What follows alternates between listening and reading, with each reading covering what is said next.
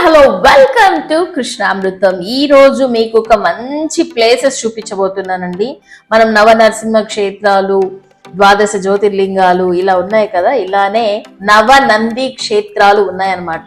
అవేంటో వీడియో చూసేసేయండి. ఫస్ట్ ఆంధ్ర రాష్ట్రంలో పవిత్రమైన శైవ క్షేత్రాలలో మహానంది క్షేత్రం ఒకటి. ఈ మహానంది క్షేత్రంకి అనుసంధానమై నవనందుల క్షేత్రం ఉన్నాయి. ఆ నవనందుల క్షేత్రాల యొక్క ప్రదేశాలను, వాటి పేర్లను మనం ఇప్పుడు తెలుసుకుందాం. నవనందులు ప్రథమంగా ప్రథమనంది, నాగనంది, వినాయకనంది, గరుడనంది, శివనంది లేక రుద్రనంది, మహానంది, సూర్యనంది, విష్ణునంది లేక కృష్ణనంది, సోమనంది. ఇందులో మొట్టమొదటిగా ప్రథమనంది గురించి తెలుసుకున్నాం. ఈ ప్రథమనంది నంద్యాలకు నైరుతి భాగంలో చేమ కాలువ ఒడ్డున కలదు.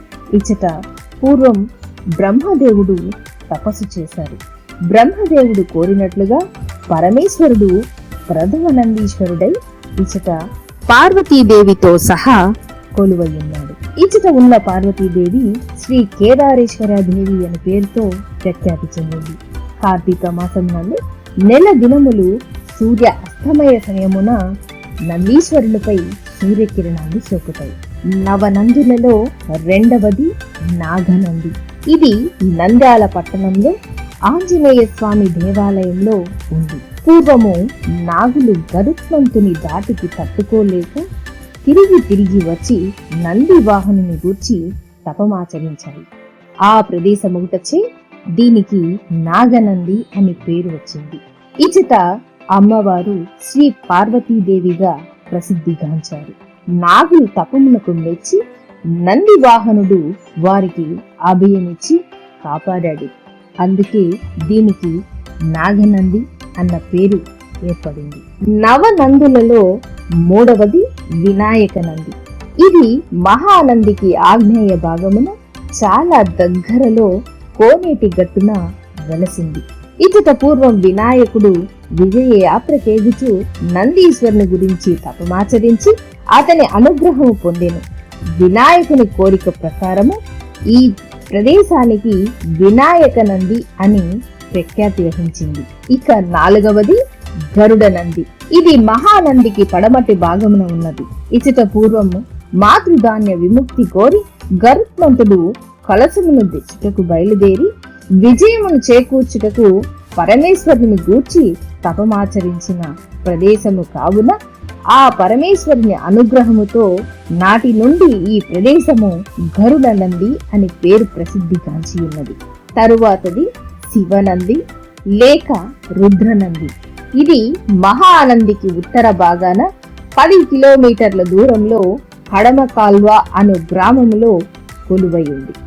మరికొందరు తూర్పున 2 మైళ్ళ దూరం నందు గల ఓంకార అనిడి క్షేత్రాన్ని శివనంది అని కూడా అభిప్రాయపడుతున్నారు. నవనందులలో 6వ క్షేత్రం మహానంది క్షేత్రం. క్షేత్ర తీర్థం రెండింటిచే ప్రసిద్ధి చెందినటువంటి క్షేత్రం మహానంది క్షేత్రం. ఈ మహానంది క్షేత్రం శ్రీశైల క్షేత్రానికి దక్షిణ ద్వారంగా కూడా చెప్పబడుతూ ఉంది. తరువాతది సూర్యనంది. మహానంది క్షేత్రానికి పడమరన 8 కిలోమీటర్ల దూరమున తమ్మడపల్లె అను గ్రామము కలదు. ఆ గ్రామము నుంచి దక్షిణ భాగమున 1 కిలోమీటరు ప్రయాణం చేసిన ఈ క్షేత్రం కలదు. సూర్యుడు ఉదయించినప్పుడు లింగముపై కిరణాలు సోకడంతో ఈ క్షేత్రానికి సూర్యనంది అని పేరు ఏర్పడింది. సూర్య భగవానుడు పరమేశ్వరుని గురించి తపమాచరించిన ప్రదేశము కావడం చేతను ఈ ప్రదేశానికి సూర్యనంది అని పేరు ఏర్పడింది. నవనందులలో 8వ క్షేత్రం విష్ణునంది లేదా కృష్ణనంది. ఇది మహానంది ఉత్తర భాగమున కొంచెం దూరములో 4 కిలోమీటర్ల తరువాత కడమల కాల్వ అను గ్రామానికి ఆగ్నేయంలో ఉంది.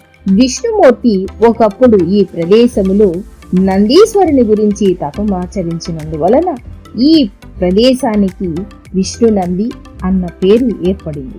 నవనందులలో ఆఖరిది సోమనంది. ఈ క్షేత్రం నంద్యాల పట్టణమునకు తూర్పు ద్వారమున ఉన్నది. సోముడు అనగా చంద్రుడు. పూర్వము సోముడు ఆ సోమశేఖరుడు అంటే ఆ పరమేశ్వరుని గూర్చి తపమాచరించి ధన్యుడయ్యాడు. సోముడు సోమశేఖరుని అనుగ్రహమునకు పాత్రుడైనందున ఈ ప్రదేశంను సోమనంది అని ప్రఖ్యాతిగాంచింది. ఇచ్చట పార్వతీదేవి సోమేశ్వరీ దేవిగా కొలువయింది. చూశారుగా, మహానంది క్షేత్రానికి అనుసంధానమైన నవనంది క్షేత్రాలని. చూశారు కదండి, నవ నంది క్షేత్రాలు. సో ఇలాంటి అద్భుతమైన ప్లేసెస్ మరిన్ని మీరు విజిట్ చేయాలి అనేసి అంటే నేరుగా పోయి చూడలేకపోయినా కూడా కృష్ణామృతం ఛానల్ ని చూస్తే మీకు ఓల్డ్ అన్ని టెంపుల్స్ చూసేయచ్చు అనమాట. మీ దగ్గరలో ఉన్న పురాతనమైన ఆలయాలు ఏవైనా ఉంటే కూడా మాకు ఇన్బాక్స్ లో తెలియచేయండి. మేము ఖచ్చితంగా వచ్చి వాటిని షూట్ చేసి వాటి ప్రాముఖ్యత తెలియజేస్తాం. కృష్ణామృతం ఛానల్ మీకు నచ్చినట్లయితే లైక్ చేయండి, షేర్ చేయండి, కమెంట్ చేయండి, సబ్స్క్రైబ్ చేసుకోవడం మర్చిపోకండి. సబ్స్క్రైబ్ చేసుకున్న తర్వాత పక్కనే ఉన్న బెల్ ఐకాన్ని ప్రెస్ చేయండి, తద్వారా నోటిఫికేషన్స్ వచ్చేస్తాయి.